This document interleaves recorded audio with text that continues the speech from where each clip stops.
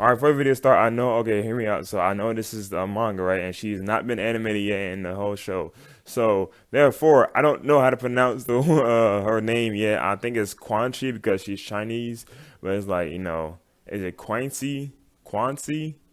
However you want to pronounce it, but I'm gonna call it Quan Chi. Alright, so yeah, that's gonna be the name I'm calling it. And if you have another way of pronouncing it, good, I guess say in the comments and tell me. But yeah, I know how to say this real quick because I know you're gonna be like, comments, that's not even pronouncing the name. That's not even pronouncing the name. You pronouncing it wrong. Like, Jesus, it's not that serious. But yeah, I had to make that clear. So yeah, on with the video. Oh,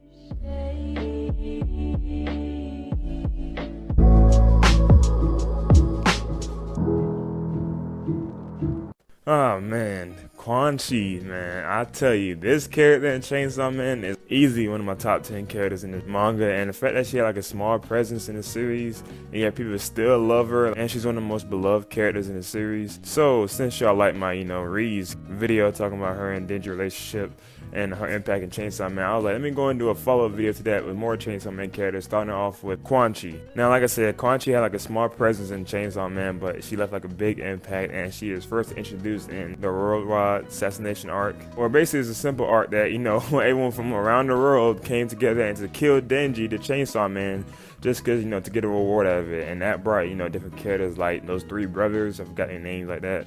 It brought the Santa Claus, Quan Chi, the Darkness Devil came into play. Some people that just, that arrived in America and just like damn near F shit up, man. It was like, Jesus Christ. Speaking of those people, we see assassin named Quan Chi and her little girlfriends, yeah, or lovers? They're lovers. We see them, and off the bat, we were like, whoa. Because we see her in the panel, and we see her getting news that, hey, there's Chainsaw Man Devil. You got a job to kill him, and then you get any wish you wanted. I think that was granted by the government.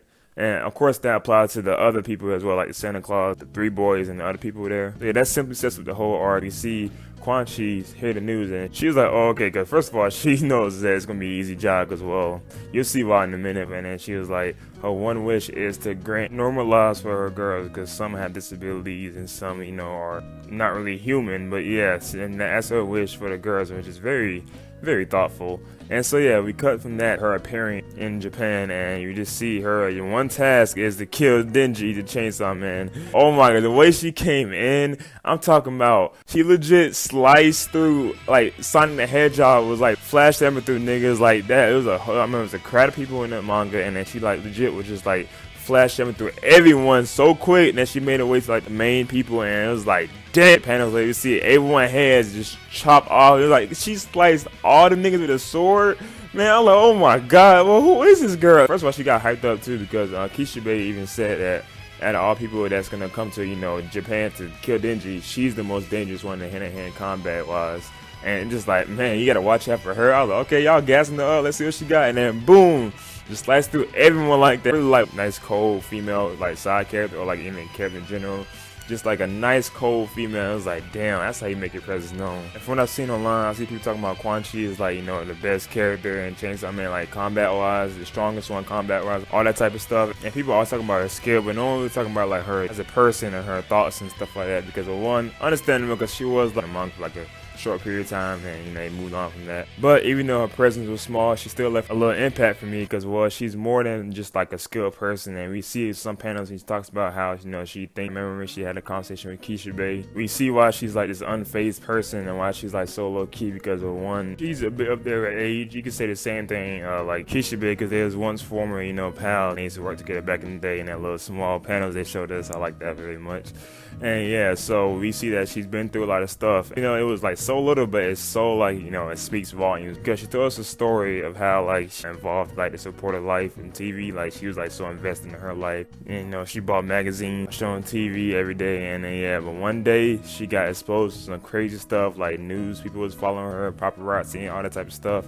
And then she kept appearing like on TV every day, like nothing happened. I remember Quanxi said that it wasn't that she changed, it was just that my brain changed. So I think that moment like that, it could mean so many different things, but me personally, I think that it just means that so many things going on in this world, and you think you know someone, or you think you know something, like this how it works, but then it gets exposed and be like something totally different, like basically becoming woke in a way, and I think that's what happened to her. And also, I honestly believe that she had a crush on that news reporter when that stuff got exposed. She was like, okay, well, everything's a lie now. So that's what I personally think. Her girl she has, it's like this lesbian group thing. It's like a great relationship between these girls, and then she loves them with every ounce in her heart because she cares more about them than herself. Let me quickly run down the girls, and because I could spend all day talking about this group, so I'm quickly run down like the individual girls and describe their characters really quickly. So starting with the Halloween girl, basically her OPS, her power is kind of complicated, so I'm gonna leave this up on the screen so you can read like all of it. But to put in the short, she can go in somebody's mind and then make them understand like the infinite things of this universe, the cosmos, the outer space. Basically using her power to create infinite fear to send them into like this state of like, basically fear. And I guess somehow that caused them to say Halloween, which makes sense because Halloween is, scary, and that makes them scared. Like I said, it sounds complicated. Just read this and then you know what the power is. So the other girl, I think, what's her name? I think it's Quanxi. Probably saying it wrong, but she's basically like a cheerful girl and talkative and kind of manipulative girl, and like a brat low key because she talks a lot of shit to certain people. And her power is basically using her ponytail as like a magnifying glass and getting information from that person she sees. Simple, but it could be effective and useful.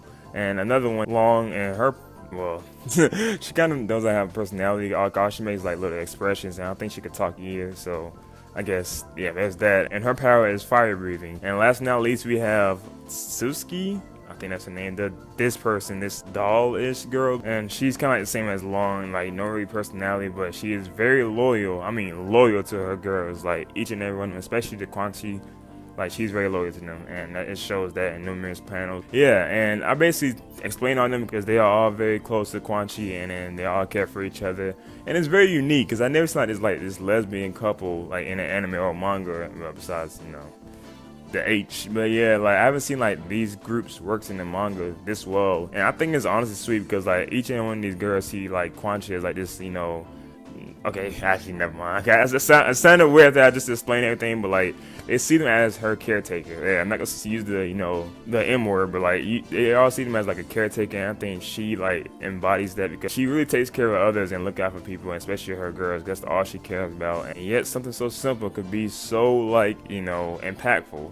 And also, her skills are just like amazing to me because the fact that she legit took down damn near everyone in that whole city just like to get like her objective done, and like it did it with ease too. She had like some little problems with that school guy that's in part 2 right now, but she still at the end of the day got him and threw him at the window like she did Kisha Bay. Like speaking of Kisha Bay, you know how he handled Denji and power and how strong he is as like a sensei. He couldn't even hang with Quanxi because she was with him and bang with him like that. And so like yeah, I already think like if it wasn't for Makima and like these crazy powers and Chainsaw Man.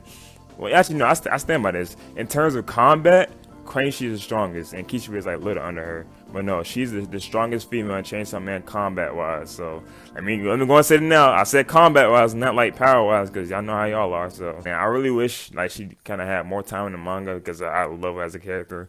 But it is what it is. Like, she served her purpose. And even though she got hold by Makima at the end, but I remember one thing she said before she got taken out was that I'd do anything, I surrender. Like, the fact that she even surrendered to Makima shows how like powerful Makima is and how much of a threat she is. I surrender. You can take my limbs, all that type of stuff, as long as my girls, be fine and safe. Yeah, just like she's always like a great person, like a nice caring caretaker to those girls. And yeah, so just a crazy skilled assassin, yet a deep, easygoing character. So it just Quanxi is like a underrated low key in Chainsaw Man. I see people talking about her like to a certain extent, not much compared to Power and Kobeni, but that makes sense because they've been in the manga more, and but still, like, y'all sleep on Quanxi sometimes, man. So but I had to make her presence known, and I do hope she returns in part 2. That's not gonna happen, but yeah, so this is Quanxi, and this is why she's one of my favorite characters in Chainsaw Man. So I hope you enjoyed the video. Comment down below what me to do next in Chainsaw Man, or if you want me to do other animes, comment down below. And also I did Ree's and Denji character analysis videos, so make sure you check those out. And yeah, that being said, I catch you on the next video, and I'm out. Bye.